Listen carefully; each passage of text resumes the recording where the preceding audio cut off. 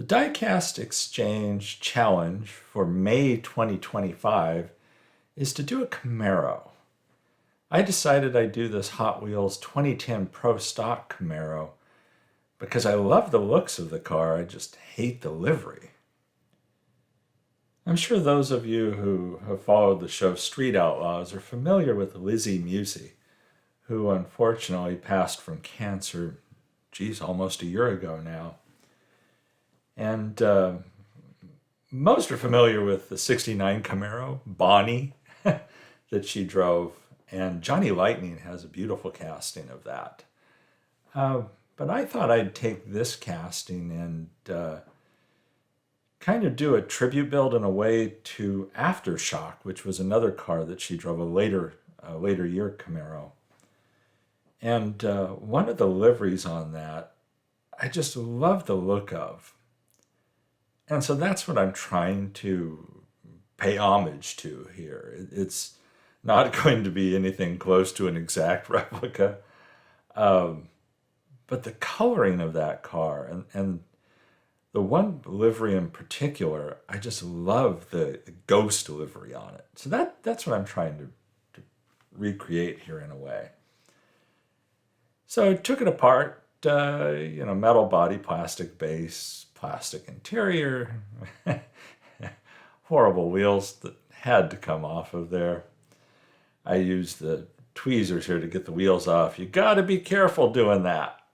Those tweezers are pointy. Decided to go with wheels from the Real Riders box set 4, the stock car ones up there at the top right. Love the looks of those. Love the look of those wheels. And on this casting, I didn't need to modify ride height at all. Those wheels work perfectly. And they give the finished build a great look. They give it the look I was going for. This is not a complex build by any stretch of the imagination. I'm going for a color change on this and this ghost livery that I try and recreate in a way. I don't try and recreate all of the livery or anything like that, which I think sometimes when I try to do that, I get a little carried away and then I have decals that you really can't even seem to make out. So cut way back on the number of decals on this and just tried to make them more prominent.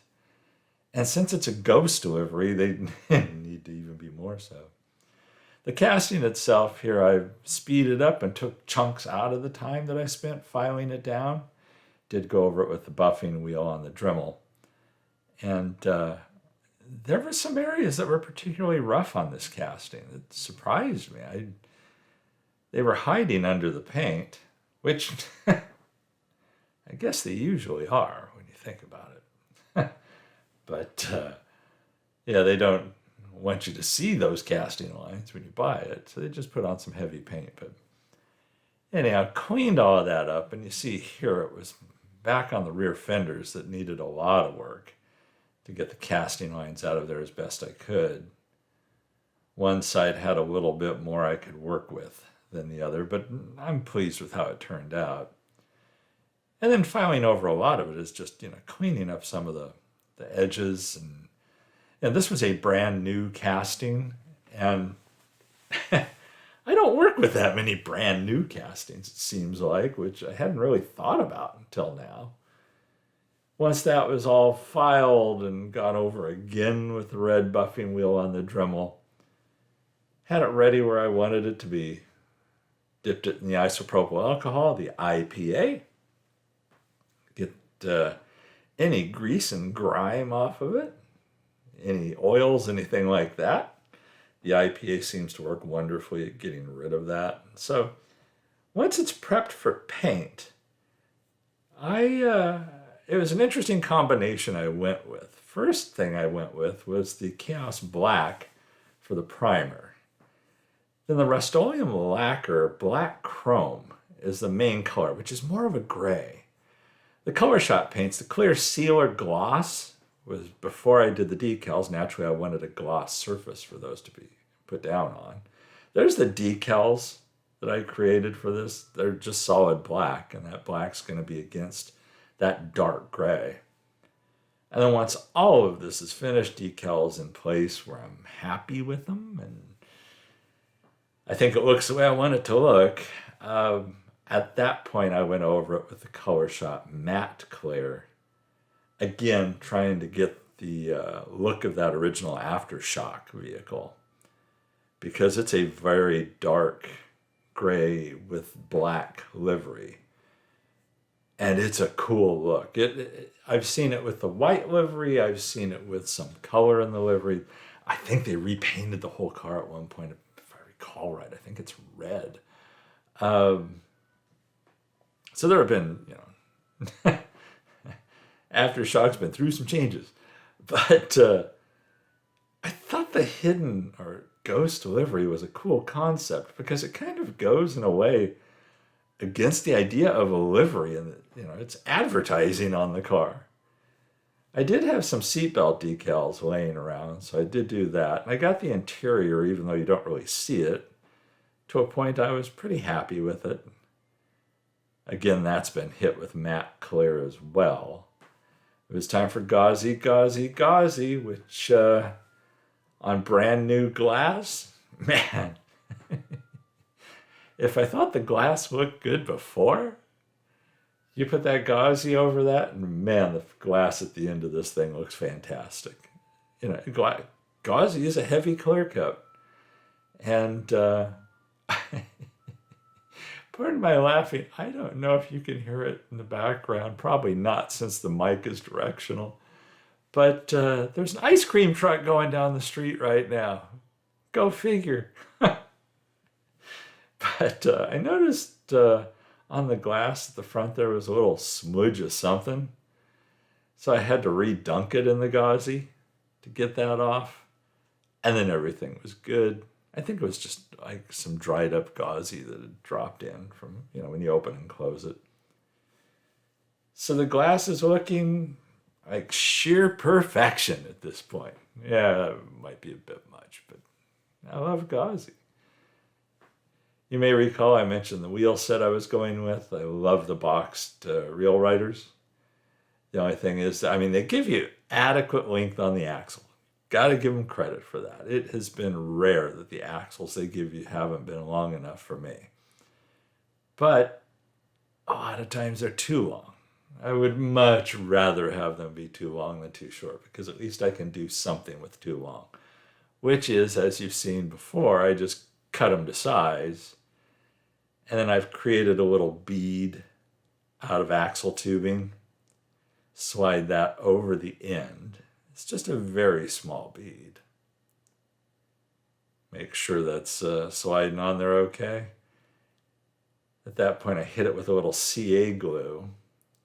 Clean the excess off and slide that little bead towards the end of the axle. And it's ready to roll. Once those were done, it's done. There you can see a good look at the Ghost livery. The Edelbrock across the hood, Lucas Oil on the sides, a couple other logos, front and rear of the sides. The decal on the scoop on the hood, I did screw that up a little bit. It's one of those things where I didn't check enough, or I should have gone back and looked at the photos. The pre-disassembly photos, to realize that the hood scoop didn't stick out as far as I thought it did. And so the Pat Musi racing engines, Pat Musi is Lizzy Musi's father. Pat Musi's racing engines decals that I created for the sides of that scoop ride a little low, unfortunately.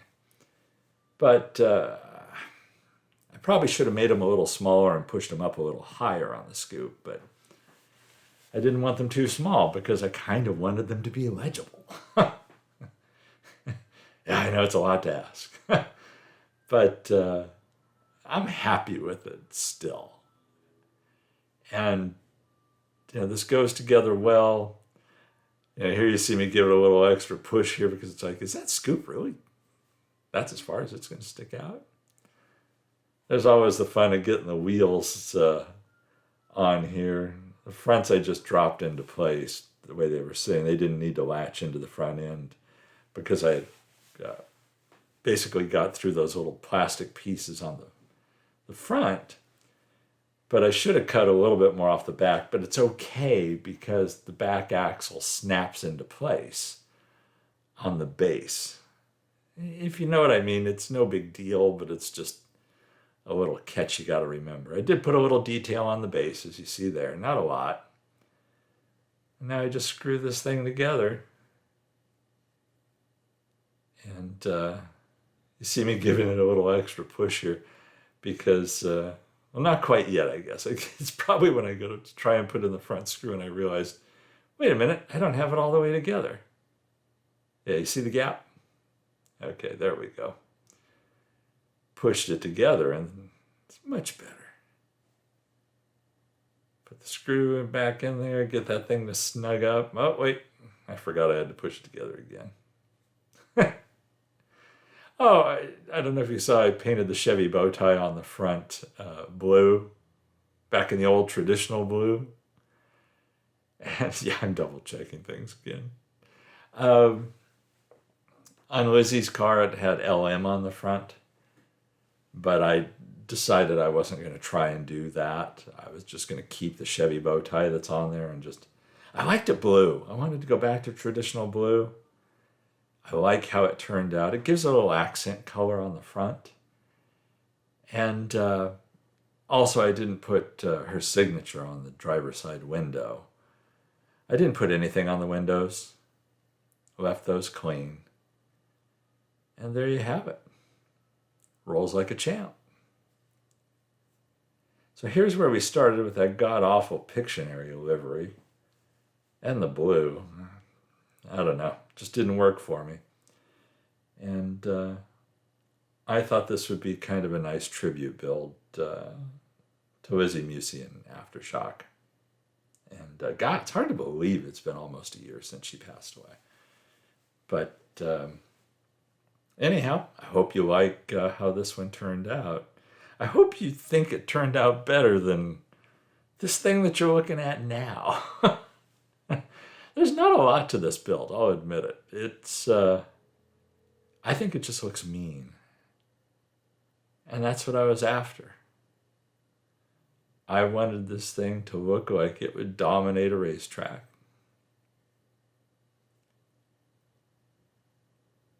Gotta love that Rust-Oleum lacquer black chrome. As you can see, and you'll see in the glamour shots too, it's not black. It really is more of a dark gray. You can see I painted the chute black and tail lights are on there, headlights are on the front. You know, I did some detailing. But I wanted to just have an ominous look. I'm pretty happy with it. So there you have it. I hope you like this build. And check out, go to the Diecast Exchange. Great place for customizers. And thanks for watching this video. I hope you like this as much as I do. Everybody stay safe and healthy out there. And I'll catch you in the next one.